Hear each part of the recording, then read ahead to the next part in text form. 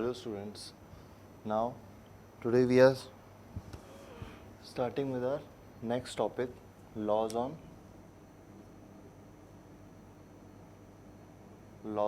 exponent.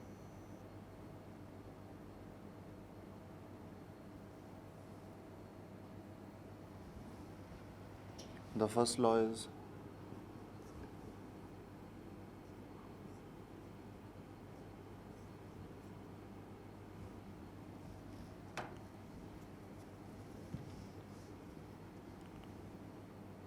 let a by b is a rational number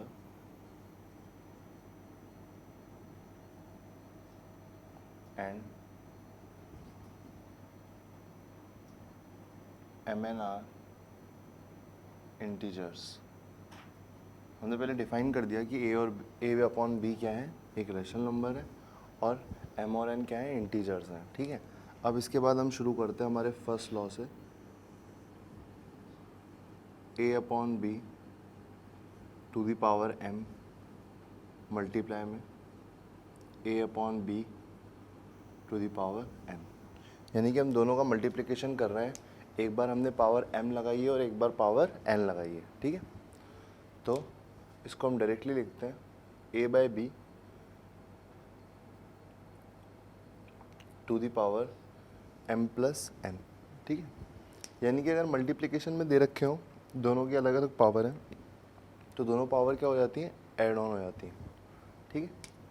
next a by b to the power m divide a by b to the power n equals to a by b. यहाँ पे multiply से plus हो जाता है, यहाँ से अगर मैं डिवाइड करूँगा तो माइनस हो जाएगा. ठीक है. सिंपली हमने दोनों क्वांटिटीज़ को डिवाइड किया, दोनों की पावर डिफरेंट थी m और n, तो दोनों की पावर क्या हो गई, माइनस हो गई, सब्ट्रैक्ट हो गई. Third one, if a by b to the power minus m. ये लास्ट टाइम भी हमने देखा था कि अगर पावर माइनस हो तो हम उसे पॉजिटिव बनाने के लिए क्या करते हैं, अंदर वाले नंबर को रेसिप्रोकल कर देते हैं बस. ठीक है. Simply. Next a by b to the power zero. अच्छा, अगर किसी भी नंबर की अगर पावर ज़ीरो है तो हम उसे इक्वल टू वन कर देते हैं. ठीक है. किसी भी number, any number to the power zero is equal to one. Next if a by b to the power m, next उसकी भी पावर लगी हुई है हमारे पास n. ठीक है. यानी कि ऐसा नंबर है, लेट्स से एग्जांपल ले सकते हैं, two to the power two, उसकी भी होल पावर क्या लगी हुई है, टू. तो two to the power two क्या होता है, फोर पावर टू, और इसको भी सॉल्व करेंगे तो फोर का स्क्वायर 16. ये इस तरीके से नंबर है. ठीक है. अब हमेशा हमें इस तरीके से ना सॉल्व करना पड़े, इसीलिए हम क्या करते हैं, डायरेक्टली याद कर लेंगे a by b to the power m into n, यानी कि दोनों पावर्स मल्टीप्लाई हो जाती हैं. ठीक. नेक्स्ट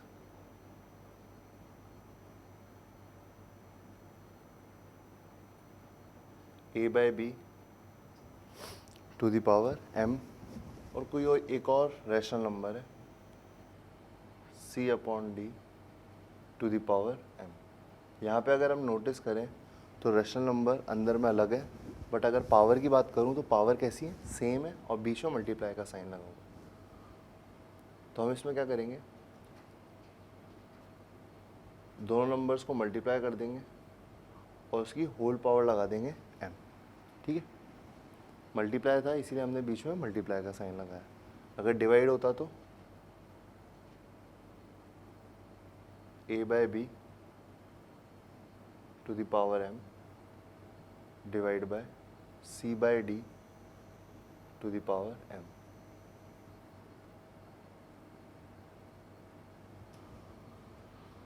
तो यहाँ पे भी पावर होल m हो जाती, लेकिन अंदर में जो साइन है वही मेंटेन रहेगा, a/b डिवाइड बाय c/d।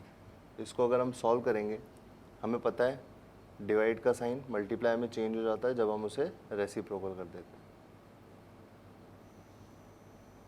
तो सिंपली क्या हो गया, a into d b into c to the whole power m। ठीक है, जब मल्टीप्लाई हुआ तो अंदर में मल्टीप्लाई हो गया, लेकिन जब डिवाइड हुआ तो रेसिप्रोकल को मल्टीप्लाई कर दिया।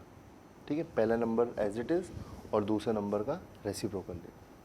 ठीक है, ये हमारे लॉज हैं, इनको हमें डायरेक्ट क्वेश्चंस में यूज़ करना है। ठीक है, हमें बार बार नॉर्मली मल्टीप्लाई करके नहीं देखना, हमें सिर्फ डायरेक्टली देखना है कि अगर ये लॉ लगता है तो हम उसे क्वेश्चन में यूज़ कर लेंगे। ठीक है, इस पर कुछ क्वेश्चन करते हैं।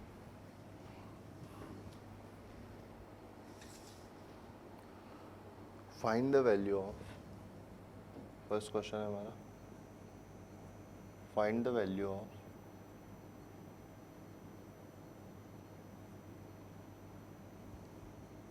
फर्स्ट क्वेश्चन दे रखा है 5 की पावर -2।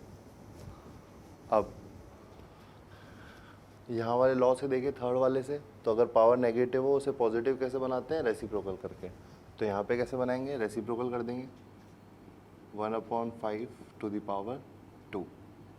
ठीक है, अब सॉल्व कर लेते हैं इसको। अगर देखो ऊपर और नीचे दिया हुआ है न्यूमरेटर अपॉन डिनोमिनेटर, तो न्यूमरेटर अलग मल्टीप्लाई होते हैं और डिनोमिनेटर अलग होते हैं। ऊपर में 1, नीचे में 25, तो हमारा आंसर आ गया 1/25। ठीक है, आप इसे चाहो तो डेसिमल में भी कैलकुलेट कर सकते हो। ठीक है, नेक्स्ट,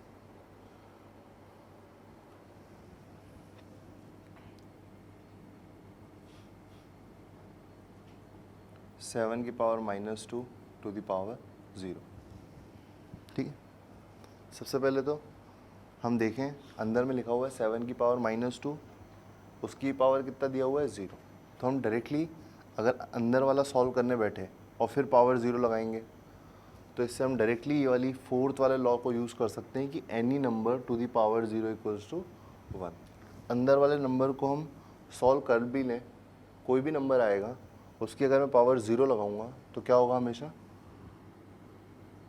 आंसर हमारा 1 ही आना। तो हम डायरेक्टली यूज़ कर सकते हैं 1। ठीक, इसी टाइप के कुछ और क्वेश्चन करते हैं।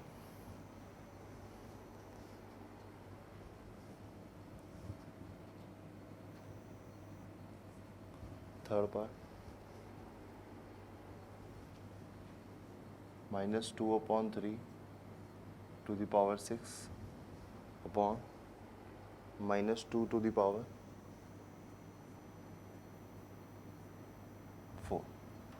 यहाँ पे अगर हम देखें तो -2/3 की पावर ऊपर में 6 दिया हुआ है और नीचे में पावर 4 दे रखा है, दोनों डिवाइड है।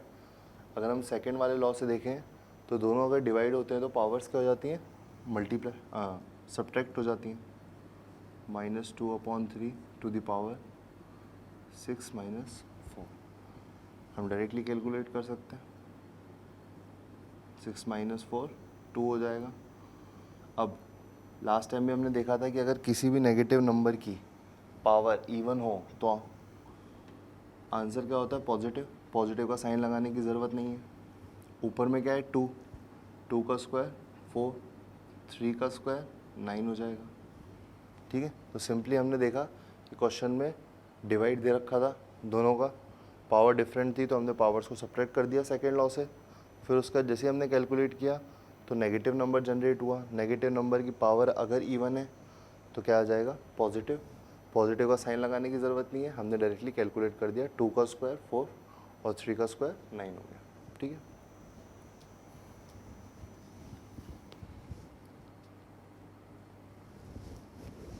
Next question,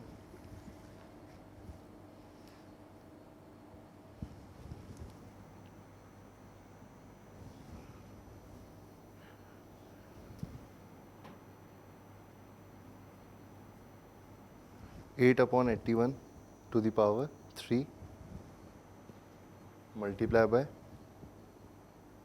27/4 to the power 3।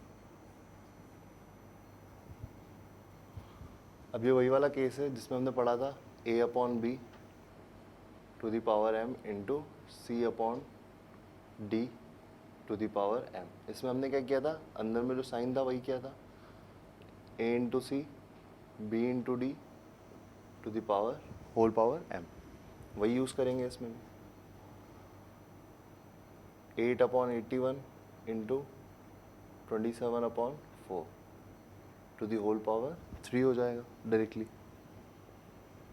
अगर हम इसको अब कैंसिल आउट करें तो 3 टाइम्स, इसको कैंसिल आउट करें तो 2 टाइम्स, तो हमारा अंदर में क्या बचा 2 और नीचे डिनोमिनेटर में 3 टू द पावर 3। इसको हम कैलकुलेट कर सकते हैं, न्यूमरेटर की पावर अलग और डिनोमिनेटर की अलग। न्यूमरेटर की करेंगे 2q और नीचे में डिनोमिनेटर की 3q, तो 2 का क्यूब कितना होता है 8 और 3 का क्यूब देखें तो 27।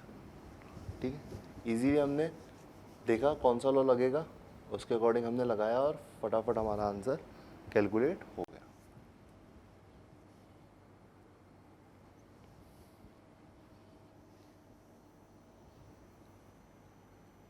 थ्री अपॉन टू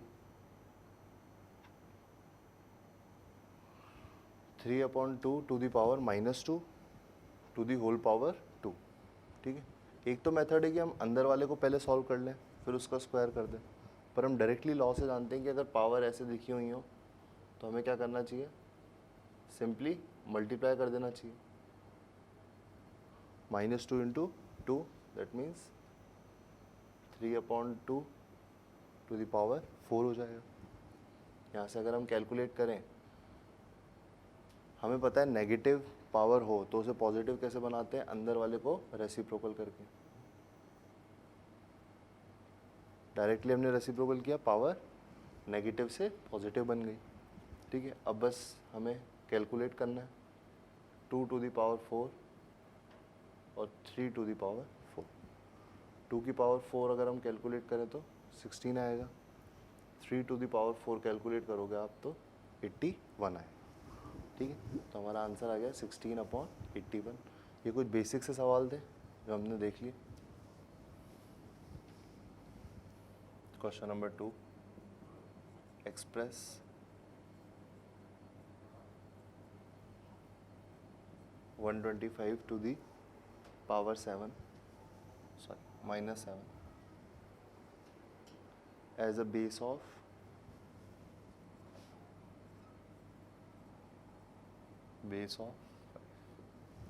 हमें 125 टू दी पावर -7 को 5 बेस में लेना है। ठीक, अब हम जानते हैं कि 5 इंटू 5 इंटू 5 करेंगे, 5 का क्यूब तो कितना आता है 125 ही आता है, तो 125 को रिप्लेस कर देते हैं यहाँ पे, कितना 5 का whole cube to the power -7। ये किसी और नहीं, उसी की वैल्यू है 125 पावर -7।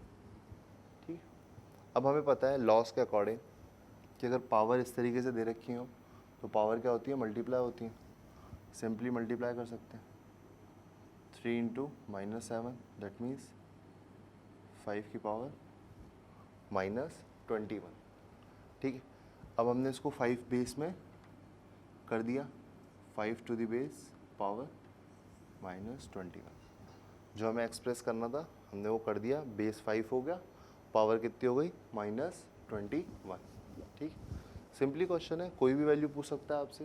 तो सबसे पहले आपको ये देखना पड़ेगा कि उस बेस में अंदर वाली वैल्यू को मैं कैसे कैलकुलेट करूं, वो स्क्वायर है, क्यूब है या कुछ और है।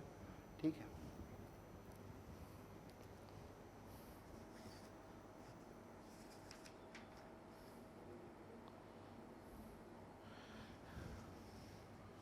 इसमें एक टाइप का क्वेश्चन और आता है, वो मैं करवा देता हूँ आपको।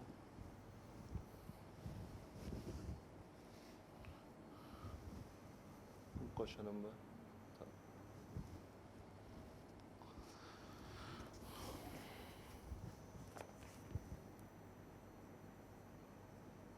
by what number should 3/5 to the power -2 be divided so that the question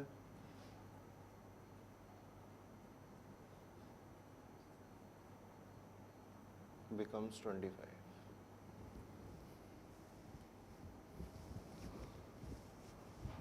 By what number should this number be divided? यानी कि किसी एक नंबर से इसको डिवाइड करना है, तो लेट द नंबर बी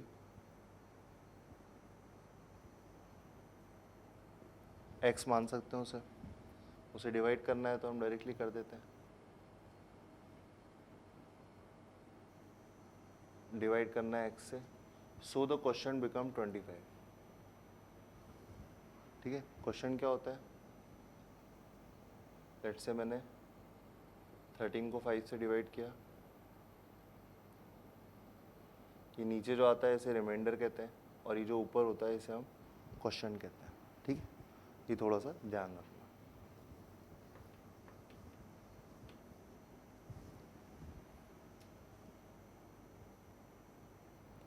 अब अगर इसको कैलकुलेट करना चाहें हम 3/5 टू द पावर -2, हमें पता है नेगेटिव पावर है, वापस से क्या करेंगे, रेसिप्रोकल करेंगे, पावर पॉजिटिव हो जाएगी. अब यहाँ पे डिवाइड लगा हुआ है हमारे पास, डिवाइड x इक्वल्स टू 25. ठीक, डिवाइड को मल्टीप्लाई में चेंज कर सकते हैं अगर हम रेसिप्रोकल कर लें. पहले इसको कैलकुलेट कर लेते हैं. 5 का स्क्वायर 25, 3 का स्क्वायर 9, मल्टीप्लाई 1/x हो गया, रेसिप्रोकल हो गया, equals to 25.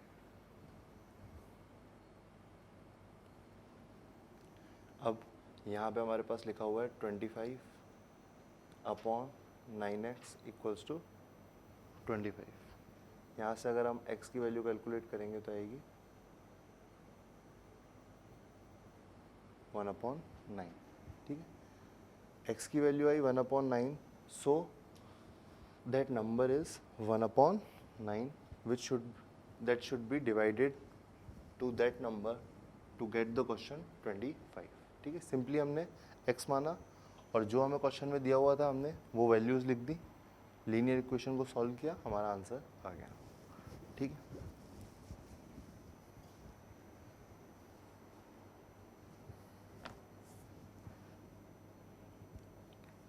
Next question, fourth. If x and y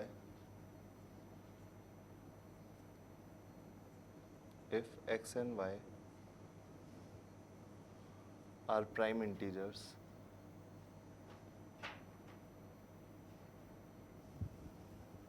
such that x to the power y equals to 128, then find the value of x plus y to the power 2. ठीक है, हमें सबसे पहले दे रखा है कि x और y क्या है, प्राइम भी हैं और इंटीजर्स भी हैं. सबसे पहले तो हम डिस्कस कर लेते हैं कि इंटीजर्स क्या होते हैं.